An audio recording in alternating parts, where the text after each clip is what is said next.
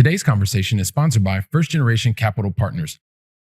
I was sitting in my house. I was like online or listening to podcasts and reading books, but I felt like I was by myself. And I felt like if I was surrounded by people who cared about the same things I did and were actively working on the same path, then think about how much our collaborative conversations could help each other grow.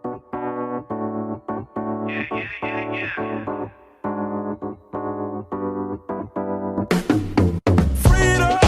Welcome to the Going Long Podcast. We're back once again to continue to help to educate you so that you feel much more comfortable as well as confident investing beyond your backyard. And yes, I am Billy Keels. I'm your host, and it gives me great pleasure to welcome you back to yet another amazing conversation. I know you're going to get so much out of today's, especially if you like understanding how to build a community, how to be a part of a community. Maybe you felt uncomfortable and you didn't really know where to find people that are thinking about the same thing as you were. Well, guess what? Today's guest has done that. It comes from a background in the military, but decided that wanted to not just be there, was also looking to leverage active income to invest in passive income. I love that strategy. It's one that I used for a long time, and I know you're going to get a lot out of today's conversation. But with that said, listen, just really quickly, we continue to move up the charts, and I really appreciate that because you continue to listen, you continue to watch, you continue to download the episodes, you're talking to having conversations with your family, with your friends, and it's absolutely amazing. And the most important part is that you continue to take action, you continue to get to the goals, the outcomes that you've set for your life, and just feel very fortunate that you're a part of that we are a part of that for you. At the same time, one of the main reasons that we continue to move up this charts together is because you're leaving your honest written reviews as well as ratings. So if you've not had a chance to do that, or you've been thinking, hey, I want to do this, or you're just listening for the second time and you're like, wow, this is really amazing. I really like this. Or, hey, listen, I know what you would be even better if you could do this. Share it. Just share it. Share a written review, honest written review, as well as a rating. We have a nice little video if you don't know how to do that on the Apple Podcast platform, and we would really appreciate that. So with that, I talked to you about before, today's conversation is really awesome. You're going to enjoy it.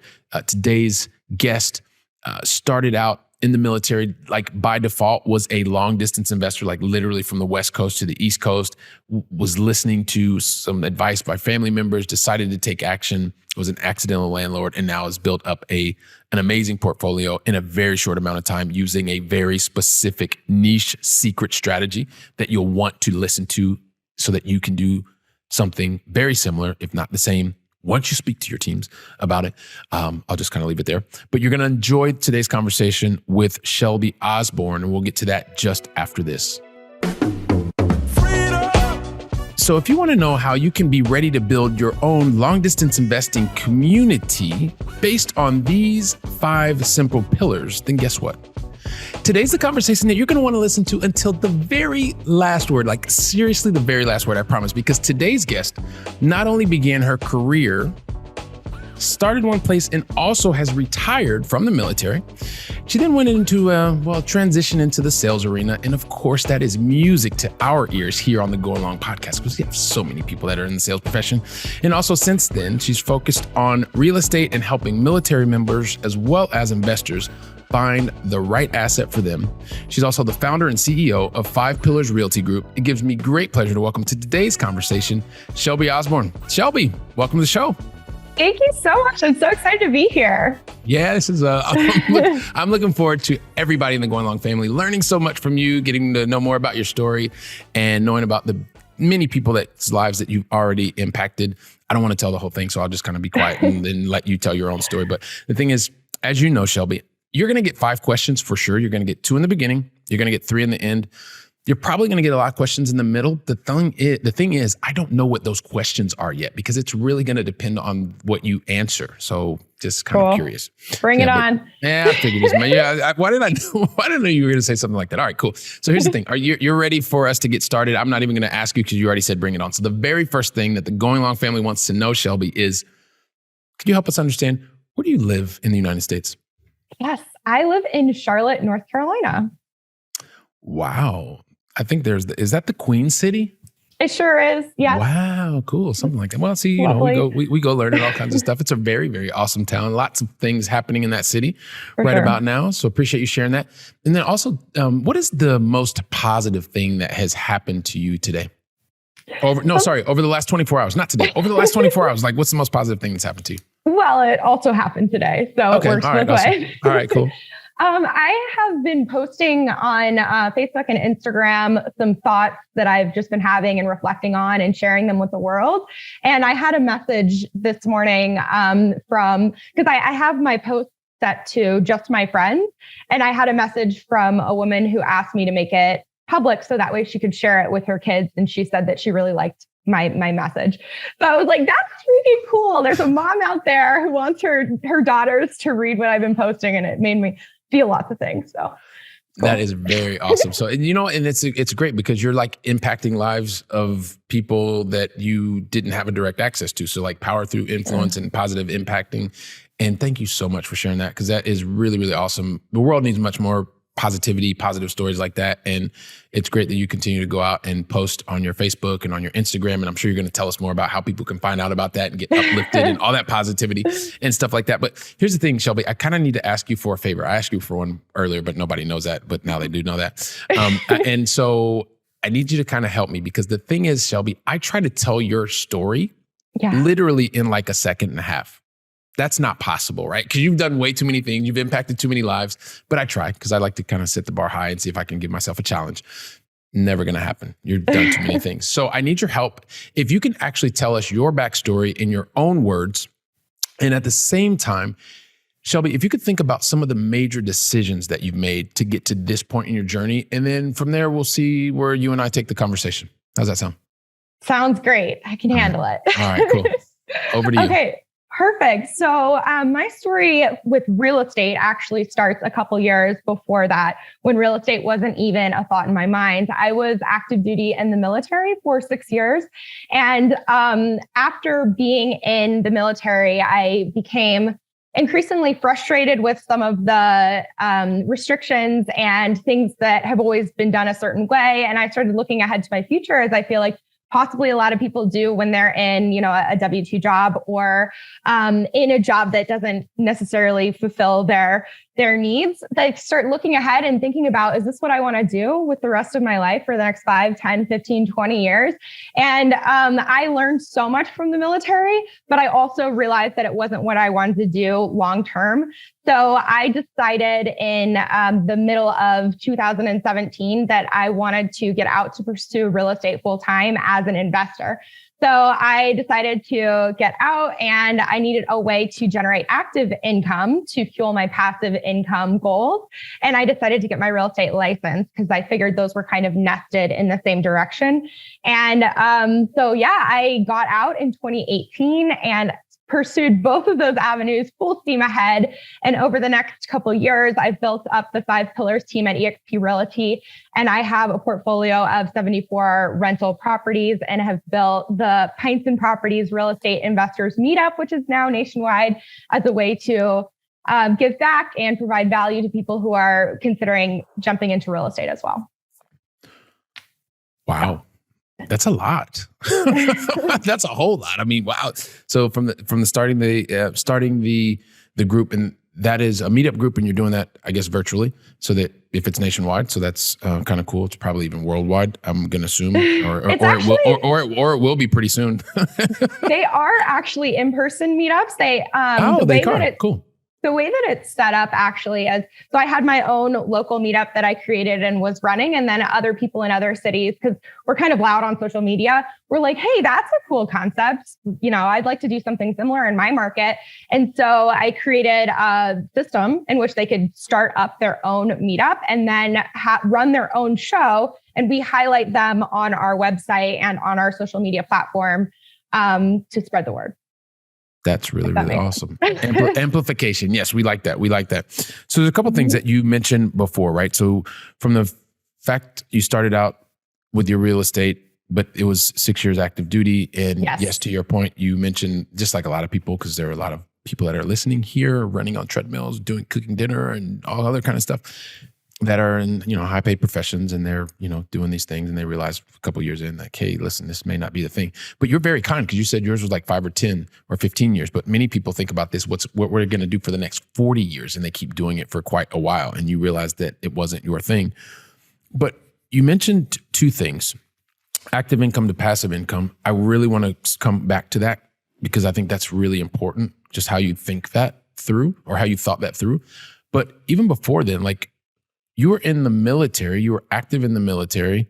And then you said in 2017, you decided to go full-time in real estate, but you didn't really tell us why you even thought about getting into real estate. Because one of the things I think is just always amazing is how do people even start on this path? Because I think a lot of people think that it has to be this really predefined path and stuff like that. And so I'm interested and curious about what it was that even attracted you to this type of an asset. For sure.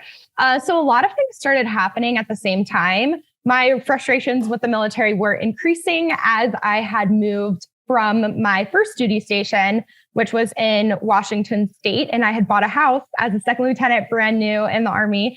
And when I moved duty stations, because that's what happens in the military, they move you. And I was now in Fayetteville, North Carolina, in Fort Bragg. I was starting to pay attention to that house that I decided to keep. I decided not to sell it. I was going to keep it and put a tenant in there. And as I was getting more frustrated with my job, I was looking at other options to make money. And I realized that property that I had bought with my VA loan, which was 0% down for the military service members, was actually cash flowing. After I had not run numbers, I did not buy it as an investment property. But with a tenant in place after property management and my fees, I was still making $150 a month. So not much, but I was like, hey, if I did that, a couple more times, maybe that income could pay for my life. And also I was given a copy of Robert Kiyosaki's, not Rich Dad, Poor Dad. It was actually The Business of the 21st Century, which most people have Rich Dad, Poor Dad as their light bulb book. That's the gateway. It's the gateway, exactly. But within this Robert Kiyosaki book, he had the cash flow quadrant drawn out where he talks about the employee, self-employed, business owner, and investor. And I was looking at that breakdown and I was like, oh my gosh, I'm an employee. I want to invest. So it seemed like all of the stars were aligning. And then once I stumbled upon Bigger Pockets, it was game over. Those three things kind of really led me down the path of real estate.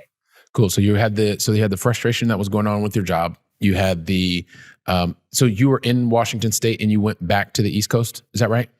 Correct. So, my first duty station was in Washington, and then they move you. So I moved back to North Carolina. Okay. So you moved back to North Carolina, but you had the option to sell your property. Why did you not sell your property? Why did you keep it?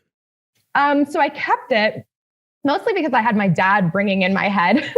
Okay. And he's like, hey, just hold it, put a tenant in there because then someone else is paying down your mortgage and not you. And I was like, you know what, Dad, that's pretty smart. So we'll do that.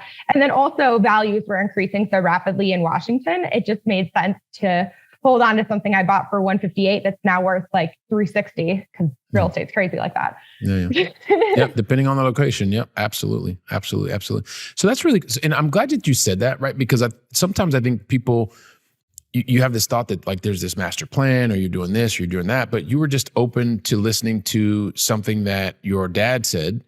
And you're like, okay, well, listen, this is increasing in value. Somebody else is paying the rent and I'm making $150, probably the same amount of money that you put, which was very little to nothing down because it was a VA loan, as you mentioned before.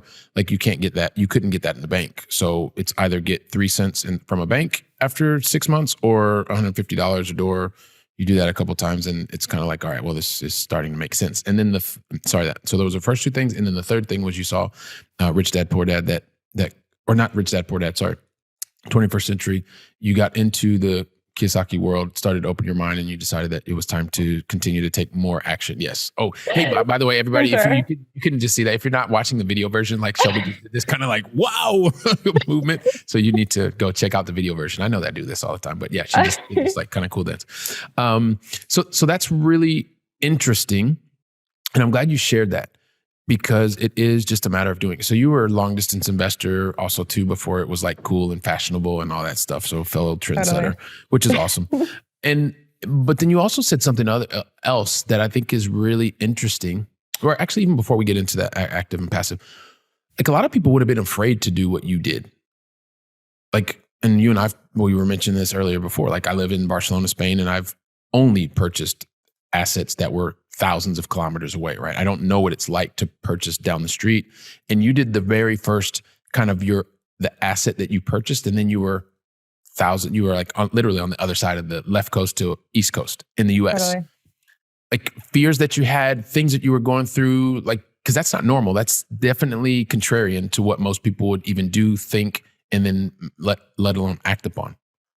For sure. And so I was fortunate that I had a good relationship with a property manager there that I had built. So my dad's old Army buddy retired to the Army and stayed in Washington and had good relationships in that area in regards to property managers. And I was new at that time. So I really lucked out because I did not even know what I should be asking. And that's what you said earlier. It wasn't some master plan. I hadn't done all this research. I just kind of stumbled into it and found a property manager who I did trust and has been fantastic the entire time that I still own that property, even more so than my managers in North Carolina, which is interesting. But yeah, it is a little bit of a leap of faith, especially in the beginning, but there were things that I could have done, which is, get online and Google, what to ask property managers when you're interviewing them, like basic things, get on BiggerPockets in the forums and be like, hey, I'm investing across the country. What should I do? But I just, in this case, stumbled into a situation that ended up working out. Well, and that's, once again, many times it's not a master plan. So a lot of the Going Long family that is watching, listening, already have, like, they were much clearer than you and I when we got started. Like, I got started and I knew that I had money in the bank and I wanted to buy a property. There was no more thought than that. And I made a very simple decision. It was, hey, listen, my family lives near this area. So if everything goes wrong, at least I can pick up the phone and say, hey, listen, can you guys go fix the property or do something like that? There wasn't a lot of thought. And so, and I love hearing you tell that part of the story, because I think there's so many people that talk about, well, I had this master plan and this strategy and then it took us da-da-da. But many times just to get started, you don't need that. So, yeah, it's and you learn best through experience. At least I do, for sure. Yes. I can be told things and I can read things online till I'm freaking blue in the face, but it's not until I am living it and experiencing it, then that is where the true wisdom is felt and absorbed. And then that's where you implement that on the next one. Yeah, absolutely. Rinse and repeat.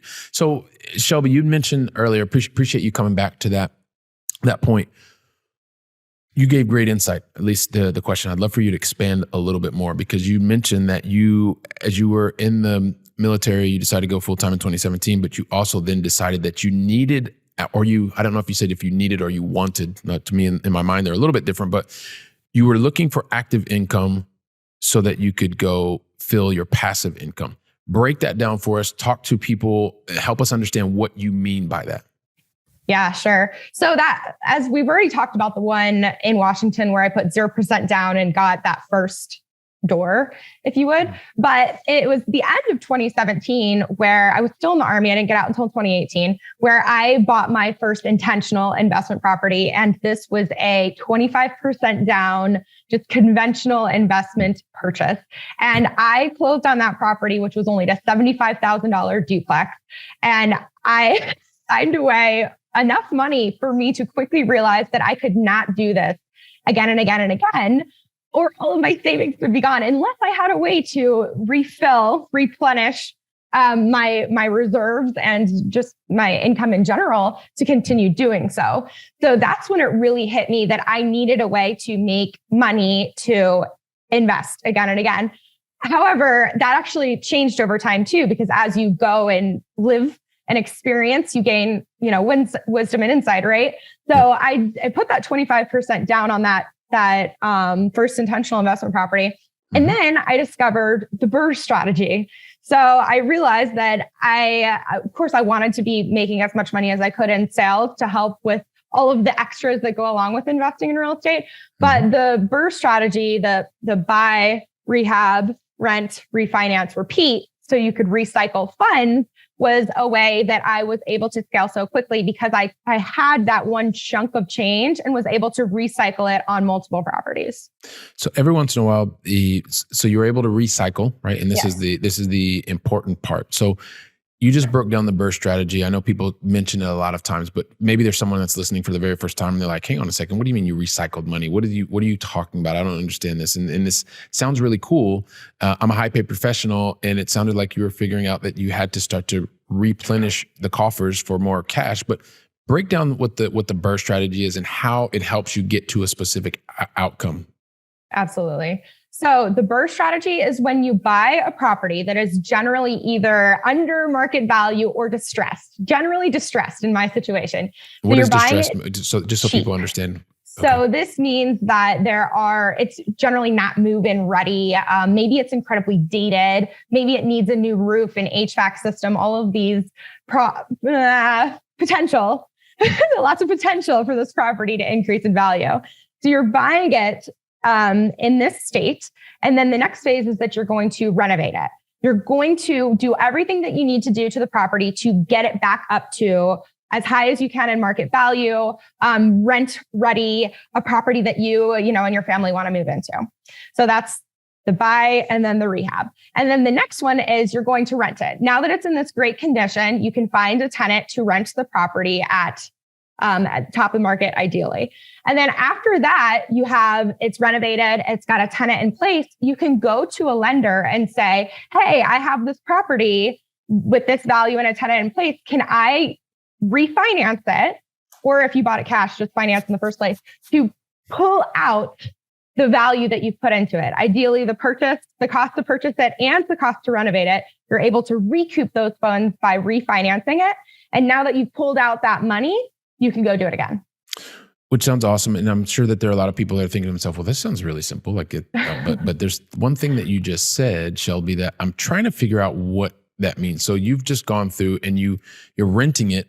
And between renting and then the possibility of refinancing and pulling, basically what you're doing is you're pulling the invested capital or as much of the invested capital out so that you can use it again. Correct. But between the time that you rent it and the time you can refinance it, is that something that can happen the very next day? Is that something you need to wait 6 months for, a year? Talk to us a little bit about what that period of time is. That all depends on how you acquire the property and the lender that you're using for the refinance. Most of the time, when you call a bank or a lender, they're going to say that you need to season that property for 6 months, generally. So that way you can show that the tenant is producing the income and that the property has been held by you by 6 months. But the way that I expedited this process was by using delayed financing. So if you use delayed financing, you are acquiring the property in either cash or a form of cash. So like line of credit, anything without a lien against the property. And in that case, there is no seasoning period. And you can, because you're not refinancing, you are delaying the financing and you can do it much faster than traditional means. Does that make sense? It absolutely, to me it does. No, yeah, to me it does. I'm just thinking, okay, well, let me think about Take it apart. Yeah. So just thinking about what the Go Along family is thinking about today. So, but the thing I want everyone to understand about what you've just said is, well, the question I have for you is, did you know how to do that the very first day that you bought that property in North Carolina? After your very first intentional purchase, where you put the 25% down? Did you know this strategy already? Absolutely not. No. Okay. Yeah. All right. So this is the thing. So every Going Along family member that is listening and or watching, right, is learning something new. This is a new tool that anyone who's looking for the outcome of their life, which is to become financially free or have the freedom to choose to do what they want to do, when they want to do, with whom they want to do.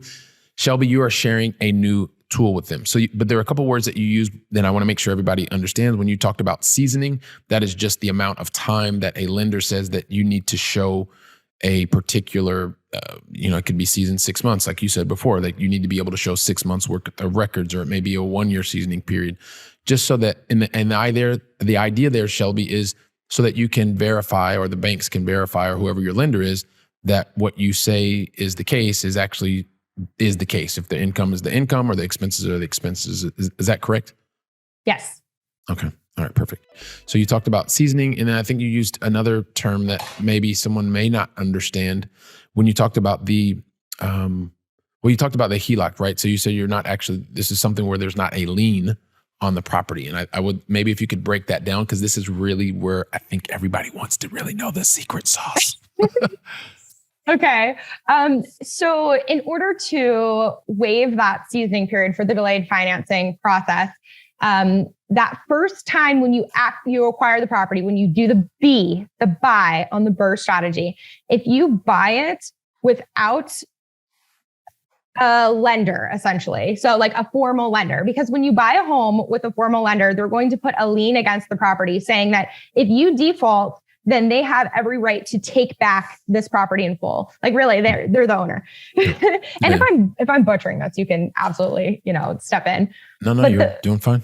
The way to do the delayed financing is that you don't get a lien. You don't finance it traditionally upfront. So if you buy a property with cash or a form of cash, so that can be a line of credit, a HELOC, even private money. If that private money lender doesn't put a lien against the property, then that's when you can circumvent the traditional seasoning period, and you can finance as quickly as possible. Awesome. So listen. So there's a couple things going along, family, and it's like every other thing. Number one, Shelby is explaining a concept. She is not giving anybody advice. This is why it's super important for everyone to have your own team, right? She is sharing her experience. She is sharing concepts. So once again, not giving you any advice, she's sharing a concept. Make sure that you talk this through with your team to see how you can apply it to your specific situation, number one. The second thing is, this is also why it really does. I was talking to a good friend of mine who's a listener all the time. We were talking about different types of loans, right? We're talking about recourse loan, non-recourse loan. And so this is one of the things that you need to understand, and you need to also understand, when you have a lien, if they can come take their property, or they can come and get you to actually have to pay them in some form of compensation, right? So these are different types of things. But more than anything else, so happy, Shelby, that you're sharing this concept with us, a way that you can accelerate the way to gain more assets. And it's important that each one of you in the Going Along family, that you talk to this concept with your team to see how you can apply it to your specific situation. So thank you for that, Shelby. And I want to pivot just a little bit, because one of the things that we started talking about is, aside from you starting out as a long distance investor, once you decided that you wanted to kind of move into this real asset, you decided that you wanted to get active income to create passive income, which is a concept that I think a lot of us, if we really held on to that and we maximized our earned income to be able to leverage passive investments through passive income, it would be just, wow, unbelievable. But with that as a backdrop, you also mentioned that one of the things that you're really passionate about is being able to build community. You talked about the meetup. Talk to us about how that focus maybe also, I always want to know, just maybe explain to us, like, why did you even go down that path as well? I think it's important to understand that. Yeah. Oh my gosh. Community is like probably my biggest thing in so many different aspects. But when I created Pints and Properties, the real estate investors meetup, it was back in 2018 in August. And I was like, I cannot be the only one who cares about this stuff. I was sitting in my house. I was like online or listening to podcasts and reading books, but I felt like I was by myself. And I felt like if I was surrounded by people who cared about the same things I did and were actively working on the same path, then think about how much our collaborative conversations could help each other grow. And so I started just putting it out to a couple friends and was like, hey, would you be interested in getting together once a month just to talk about real estate? Hey, we can go to a brewery. We can have a beer. That's why it's called Pints and Properties, because everyone grabs a beer and talks about it. And that first meetup, I had 4 people show up, and now, it compounds over time, the consistency. And that's where I've learned all the things that I've learned, is just by talking to people who know a little bit about something else. And then I share my knowledge, and before you know it, we're all better because of it. And yeah, Pints and Properties I think we're up to like 21 different locations across the country now. So apparently there's a need. There's other people who want to talk about real estate too. Yeah, no, this is really awesome. So I've talked to a couple of the investors that are part of our investor community, and we've had this conversation just over the last, 5 to 10 days, where sometimes you feel like you're alone, but until you actually start to open up your mouth or even take more massive action like you did, you realize that, hey, listen, there are other people that like to talk about this. This is one of the reasons that we started an accredited investor club, because there are certain things that as an accredited investor, you want to be able to talk to other accredited investors and find out what they're thinking about, what they're going through, gain access to specific opportunities that could help you. And it goes back to some of the things we're doing now, which is really looking at that like active income and being able to use it more in passive income. But the fact that you also recognize that need and you started Pints and Properties. And not only did you start it where you were, it sounds like you've now expanded it so that other people are you're basically taking the model and being able to implement it in other places. Is that right? Exactly. Yes. Okay, that's cool. Now, is each Pints and Properties independent, or do you all connect with one another sometimes? Maybe talk to us a little bit about how that dynamic works. Yeah, we have hosts. We're big on Slack. And so my community is also in the agent space, the 5 Pillars team at eXp Realty. They're all investor-minded agents who were just like me, but who wanted to active income to passive. But anyway, one of the threads in our Slack channel, which is all the different channels in which we talk about a bunch of different investor things, is the Pints and Properties host. And so the hosts can collaborate together and share lessons learned for themselves as well. And each of them go out and independently run their own meetups and then just provide us with the location, the speaker, and photos afterwards. So we can update the website, Facebook, Instagram, and just share. Okay. Well, that's really awesome. And so I know a lot of people want to understand what the 5 pillars are. So if it's okay with you, I'm just going to talk about the things, at least there's a way that I understand them. There's education, there's network, creativity, action, and perseverance. So if that is in fact correct, and we've understood that, like where do these come from? Like kind of why are these the 5 pillars that you decided that, hey, listen, this is what we're going to base our future success on? Yeah. And that's such a hard question too, because when you're starting out, you have all these ideas, but just like in investing, you don't really know where they're going to go and unfold until you start living it. But they really have stayed true this whole time. Like we're really big on educating not only ourselves, but our clients and understanding that your net worth is your net worth. Yep. I screwed that up. You're good. You can say it again. You can say it again here. Go ahead. Your net worth is your net worth. Yes. There it is. There you go. And then that creativity is what moves you forward in so many different ways. Like there is always a way to get things done if you're creative and you understand the tools that are out there and how to structure them in a way that creates the end state you're looking for. And then you're never going to go anywhere unless you're taking the action to actually take the plunge and jump in. And then the perseverance is so key because generally you're right on the breaking edge of greatness. And most people are like, oh, it's too hard. But if you can just keep going through, you're gonna find the success you're looking for. Love that. Absolutely love it. So fantastic. And I guess just maybe one more thing before we get into the going long final 3, because yes, of course, we have to get to the going long final 3 because that's what everyone sticks around for. They're like, hang on, we got to check out what Shelby's going to talk about. So I know that you're big on creating value. You've talked about a couple of different ways that you've done that, either through helping to educate others to start your Pints and Properties, for example. But maybe talk to us about, I don't know, maybe another way that you also go out and create value, because I know that's such a massive thing for you. Yeah, Pints and Properties, and I guess one of the most things that I think that I bring the most value to the world in, from my own perspective, is the fact that I'm very systems oriented naturally. And so whenever I go through a process, I create a checklist or a system or a flow in which others can operate off of. So I do feel like that's one of the strong points when I'm talking to an agent, an investor, or a host, and they're going through a struggle that I've previously lived. I'm like, oh, I can just share my checklist. And I have a Google Drive education library of tools that I'm constantly sharing with people. So I think that my takeaway for that would be, you have a strength. You know, it's not all going to be systems building, but whatever it is out there is someone else's weakness. And so just be aware of that, about how you could share with other people.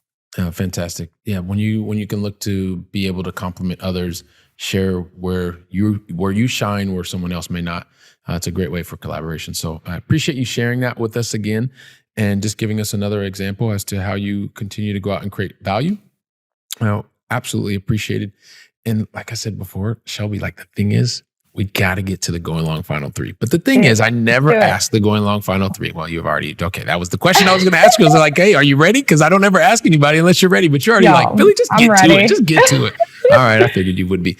So here we go. So the very first of the going long final 3 is, we started with you over in Charlotte, North Carolina, and now I kind of want to bring it back over to where I live now, like my new adopted home side of the pond, which is over here in Europe. Sure. And I would love for you to share with the Going Long family, Shelby, What is your favorite European city that you've either visited or is still on your bucket list to visit? So I would have to say Brussels, Belgium. I lived in Europe for 5 years as a child. My dad was military, and we lived in Shape, Belgium for 2 years. And I just have really fond memories of living in Belgium and around Brussels. So. Okay, Brussels. Okay, fantastic. So another vote for Brussels, and we're going to include that in the show notes as well. And so I appreciate that. And then the thing is, the second question is really has to do with a lot that I've seen. I've been very fortunate to meet a lot of extremely successful people. And I consider you to be someone who's extremely successful as well. You've mentioned the things that you've done, the lives that you've impacted, and the way that you continue to go out and create value. And, one of the things that I've recognized, and hopefully you agree with me, Shelby, that when someone is really successful, that one of the main reasons that they're successful is usually when they put their mind to something, like the very first time that they try something, they get it right. And then they're able from there to continue to accelerate. Did I just say that? Oh my God, I think I just messed that. No, I'm kidding. It was a joke. It was a joke. It was a joke. Don't worry. You're suffering for me. You were suffering for me. No, it was a joke. This is an inside joke. It's with me and the entire Going Long family. Nobody gets things right every time, especially successful people. Like the reality is really successful people, Shelby, make a lot of mistakes or learning opportunities or whatever you want to call it. Actually, they probably make 20 to 50 times more than most people. Right. And the reality is because they're out trying a lot more stuff. And so the thing is, well, because of that, and I'm sure that you've made probably lots and lots of mistakes, but yes. The thing that, and this is no joke, this is real, this is no joke. The reality is without a doubt, every single time a successful person has made a relevant mistake or learning opportunity or whatever you want to call it, every single time they stop, they learn from the mistake, and then they put different strategies, tactics, and actions in place to minimize the probability of that exact same thing happening to them. And so I would want you to, if you could help me in the Going Long family, it's really thinking not about the mistake or the learning opportunity, but what's the one lesson that you learned from that incident that the Going Long family needs to know today? What's that one lesson you want to share with us? Okay. So my one lesson would be because like you said, I've made a lot of mistakes. And I would say that one of the biggest mistakes was when I let those mistakes that occurred seep into me and weigh me down and prevent future action and maybe some self-pity. Oh, how could this happen? So I would say that the biggest lesson learned is instead of being a sponge and absorbing and letting it weigh you down, just like be a rain jacket. I say this to my agents, be a rain jacket, not a sponge. Because if you know in your heart that you've done everything you can and you've taken away the lesson and you won't make that mistake again, don't let it weigh you down. Let it slide right off and keep moving because it's just wasted time. So be a rain jacket, not a sponge. Fantastic. Be a rain jacket. Not hard to say, hashtag rain jacket, not a sponge. Yeah, there you go. So very, very cool. Appreciate that. And then lastly, just to kind of bring things home, we love to fill our minds with knowledge here and would love for you to share with us, Shelby, what is one book that you would recommend to the Going Long family today? I love Miracle Morning Millionaires, the Millionaires one by Hal Elrod and David Osborne. That book hit me at the right time. It really changed my entire life. So I read it recently and I still love it. So that's the one. Miracle Morning Millionaires, fantastic. We will include that in the show notes as well. And wow, you know what? The thing that I've mentioned that I forgot to mention at the very beginning, I do want to thank you as well for all of your service. I forgot to say that in the very beginning, but thank you very much for your service. Thanks for your support. Always appreciate it. So, and with that kind of as a background, like I'm just thinking these conversations, they just literally fly by, Shelby. It's like they go super fast. I'm thinking about you telling us that you were active duty for 6 years. We picked up at that part of the story. 2017, you decide, well, you know what? You need to go full-time real estate. You really quickly learn like, hey, hang on a second. Even though my dad was telling me that this was cool, I'm having a really positive first experience. I've kind of emptied the coffers in this first one, or I can see that it's going to start happening because I've done this a couple times. And so I need to get some active income to fill up the passive income bucket. You did that. You continue to go. 2018, you're out of the military. You're out doing your thing. You realize that you want to continue to, well, you found this strategy. You did the VA thing. Afterwards, you found this new strategy, the BRRRR strategy. You broke that down for us. You really helped us to understand what it is, how it can help everyone to get to the faster outcomes that they're looking for in their lives.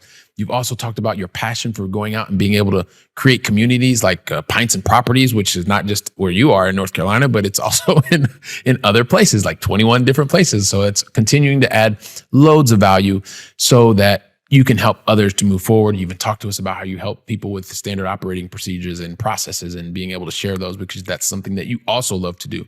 And aside from that, you're building a realty team that is a high performing team. I know we didn't get into all of that, but just with the very few things that you've shared with us today, which seem like a lot, I know that the entire Going Long family is thinking to themselves, oh my God, Billy, just ask the question. Like, how can we find out more about Shelby? How can we get in touch with her? How can we attend one of the Pints and Properties? Help us understand, Shelby. What's the best way for the Going Long family to contact you and be able to know more about what you're doing and how they can get involved? For sure. So fivepillarsrealty.com contact is a good baseline for any inquiry. We also have pintsandproperties.com. And then please just come and hang out with me at Real Estate with Shelby on Instagram. That would be a great place. And agents out there, if you're looking for an investor-minded community, please hit me up. And if you're looking hosts for Pints and Properties, let me know and I'll send you the starter checklist for that. Fantastic. And so we'll make that very, very easy, because we're going to include the ways to contact Shelby that she just mentioned in the show notes. So don't stress out anybody. Don't worry if you missed it. Just check the show notes. It's all there. We'll make it really, really easy for you to contact Shelby, find out more about Pints and Properties, find out more about, if you're an agent, you want to find out more about like investor minded and you want to connect with the community. She makes it really, really simple. So listen, Shelby, thank you so very much. I really appreciate you investing your time with me and the entire Going Long family, and really, really appreciate it. So thank you very much.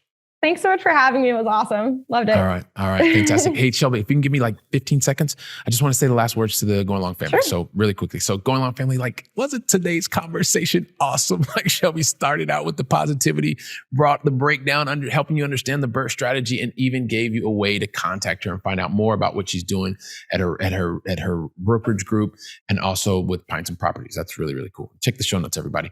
So I know the thing is, you're going to go out and you're going to take this content, this information, and you're going to put it into action. Share it with your friends, share it with your family, talk about what you've just learned, so you can go from the theory, start to put it in practice. It's one of the things that Shelby was just talking about. And so while you're doing all of that, I'll be here waiting for you on the very next conversation. So go out and make it a great day. And thank you very much.